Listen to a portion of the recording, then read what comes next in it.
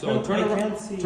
Okay, Stop let's resisting. not. Stop resisting. Okay, he's not resisting. He's giving me his phone. Okay, he's not. I understand. He's not resisting. Put your arm Like, There's no use for this. don't worry about it. You're gonna have to come with us. Don't worry. I'm coming with you. Don't worry. No one's resisting, no one's getting worked up. you guys really don't need to be doing all of that. That's it. حبيبي كيف بدي اتصل فيك؟ Take Amy. Call Amy. She'll be- Okay. Hi, Amy. Yeah, they just like handcuffed him and took him. I don't know what to do. This is the modern day Gestapo United States edition. Can we get a name, please? Of can we get your name? I understand the lawyer is asking for your name. Over there. No, we don't give our names. The lawyer's asking for your name. He's saying they don't give their names. Oh, yeah, that's right. They'll be taken to immigration custody at 26 Federal Plaza. I'm sorry. Can you repeat that? They'll be taken to immigration custody at 26 Federal Plaza. She said they're taking him to 26 Federal Plaza.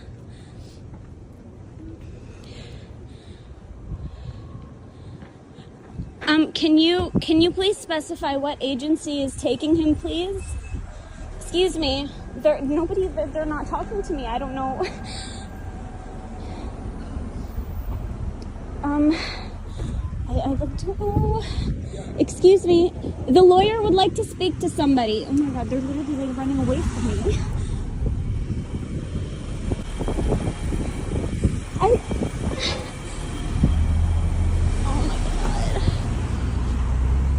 What if...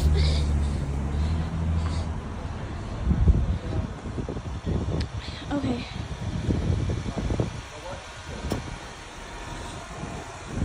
The lawyer would like to speak with somebody.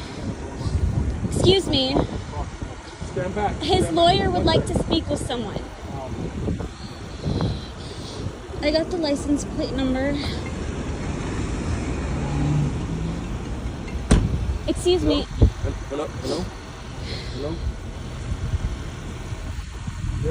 They're just like, they're all ignoring me. Like, I don't... From Columbia grad student Mahmoud Khalil.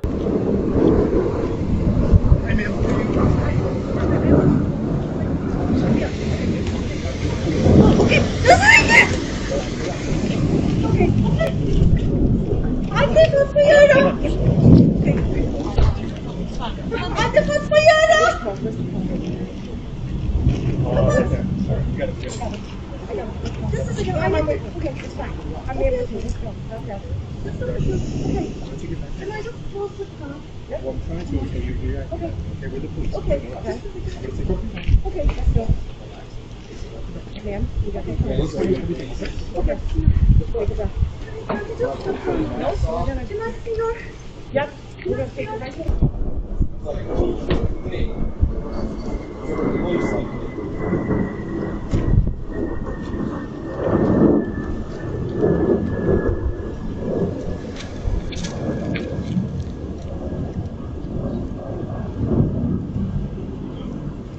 To Rumeysa Öztürk, a Turkish national and PhD student at Tufts University. Hey guys, quick break in the action. I have a new show coming out called The Rick Strom Show. It is going to be awesome. I'm interviewing musicians, athletes, producers, writers, journalists, authors, sports doctors. Go check it out at youtube.com/@TheRickStromShow. Also be sure to throw me a follow on Instagram, Threads, Blue Sky. It can all be found in the description box below. Thank you. ICE records show she was quickly moved to a detention center in Louisiana.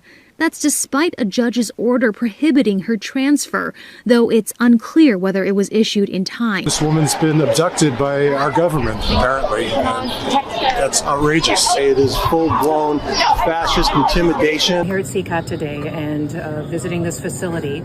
And first of all, I want to thank El Salvador and their president for their partnership with the United States of America to bring our terrorists here and to incarcerate them and have consequences for the violence that they have perpetuated in our communities.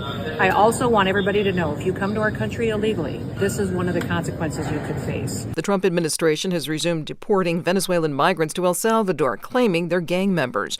NPR's Adrian Florido reports there are legal challenges asking how the Trump administration identifies the deportees as gang members. Secretary of State Marco Rubio said the government sent 17 violent criminals to El Salvador. He claimed they're members of the Tren de Aragua and MS-13 gangs. El Salvador's president posted videos of the men being unloaded from a plane and locked up in a prison. Earlier this month, President Trump sent more than 130 alleged Venezuelan gang members to El Salvador, arguing that an 18th century wartime law gave him authority to summarily deport them without hearings. Some of their families have denied they're in gangs. A federal judge temporarily blocked more deportations under that law. Adrian Florido, NPR News. New Jersey Democratic Senator Cory Booker has been criticizing the Trump administration on immigration. He's been speaking for the past 12 hours straight on the Senate floor, with support from Connecticut Democrat Chris Murphy and other Democratic senators. Booker is highlighting the case of an immigrant deported to El Salvador, even though the immigrant had protected status in the U.S. The Trump administration now says it made a mistake with its deportation, but can't fix it. The State Department deported 17 more immigrants to El Salvador over the weekend. They were allegedly members of a Venezuelan gang. Secretary of State Marco Rubio called the removals a, quote, successful counterterrorism operation. This occurred after a federal judge had blocked the administration from invoking a rare wartime authority to deport hundreds of immigrants without due process.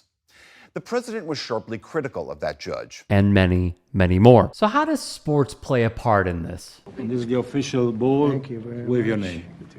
Thank you. Ooh, that's nice. I would give it to Christy, except it has my name on it. We have another one for her. Of course, of course. That's beautiful. Thank you very much. Is that going to be the ball? That's the This is official the match ball ball. for this- This will for this be what trophy, it for this will look trophy. like, the ball? Yes. When they play? When they play. Wow, that's great. Well, Gianni Infantino, the head of FIFA, went to the White House. This is the trophy, but it's not finished because it's unlike any other trophy. There is a key. Oh, wow. There is no other sports trophy like that. Oh, that is good. Whoa. Yeah. Oh, you got to be kidding. Yeah. Wow. Wait.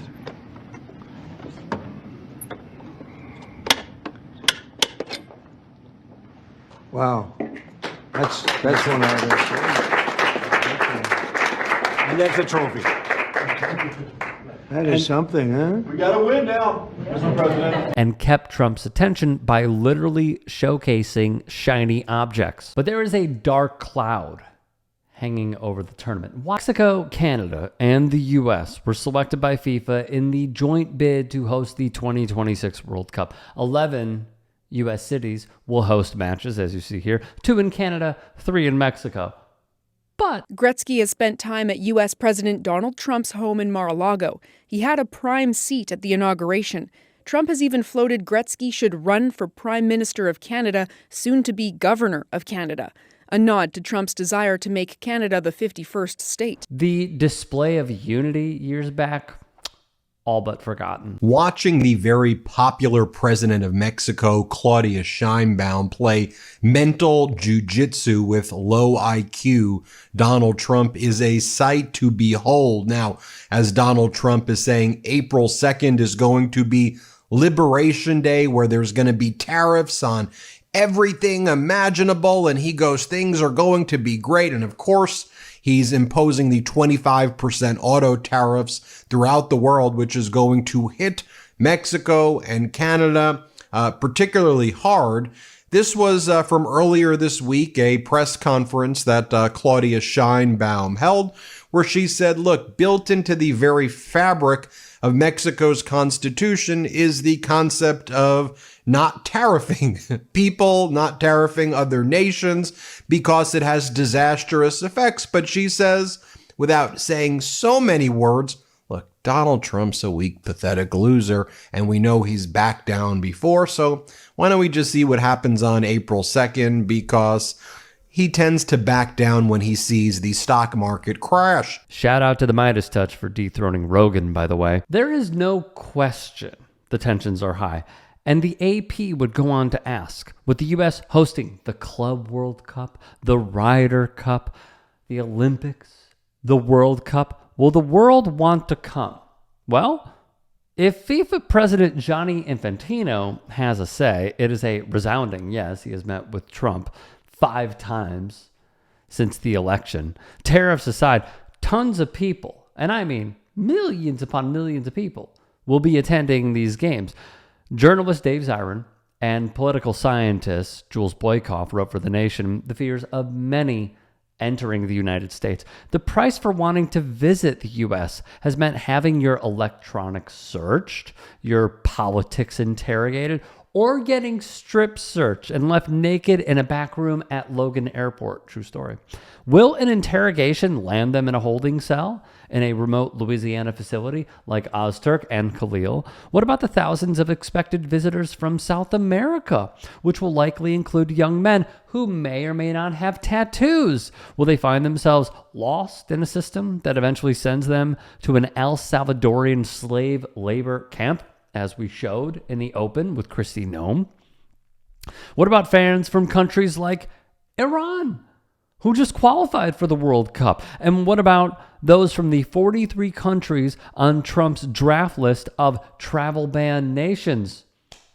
You got to think about this stuff. The U.S. is now feared by many. In a recent report by research firm Tourism Economics, I'm reading too fast. Inbound travel to the U.S. is now projected to decline by 5.5% this year, instead of growing by 9% as it was originally forecasted. That's via The Independent. The Philly Inquirer's Will Bunch wrote in an opinion piece, in recent days, Germany, the UK, Denmark, Finland, Canada issued travel advisories warning about the current American situation. Prompted no doubt by a spate of nightmare tales about the mistreatment of tourists from their own countries and elsewhere. At one point in the bidding process, it should be noted, Trump wrote to Infantino he was confident all eligible athletes, officials, and fans from all countries around the world will be able to enter the U.S. without discrimination during the World Cup. Now, things have changed. Sources in the State Department, speaking to The Athletic on condition of anonymity, are basically saying this has a high probability of not happening. There are also widespread fears that a non-insignificant number of people who legitimately acquire tickets for the tournament will be refused visas altogether, they wrote. The wait times are high. We are talking 300, 500, 700 days, depending on where you are coming from in the world to the U.S. There's also fear internally that the effects leading to that, Elon's cuts leading Daesh, and Donald Trump's anti-immigration stances will lead to worse wait times and acceptance rates for fans that are traveling who require a visa. I was piggybacking off my previous point. In addition, The Independent's Miguel Delaney wrote, FIFA's most strident critics are already talking of how the body are now facilitating the MAGA World Cup. One senior source is of the opinion that Donald Trump will use it to promote his political ideology, and that source even labeled it as sports washing. We are already in full swing of that, by the way. No shots. This has been happening. Anything that happens with Donald Trump at the helm, he is going to claim credit for. This is who he is. So is this going to be another episode of authoritarians and sports washing? Yeah, because it's already been taking place. More.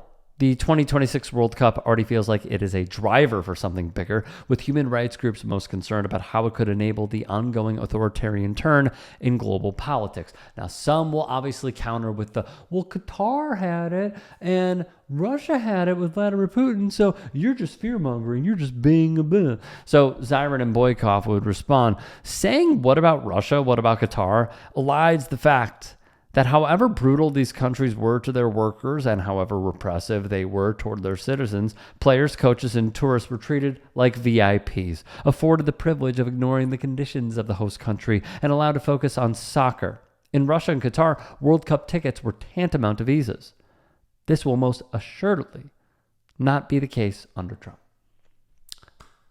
I am just going to say this, all right? If you are someone that is visiting from another country, I don't think you should come to the U.S.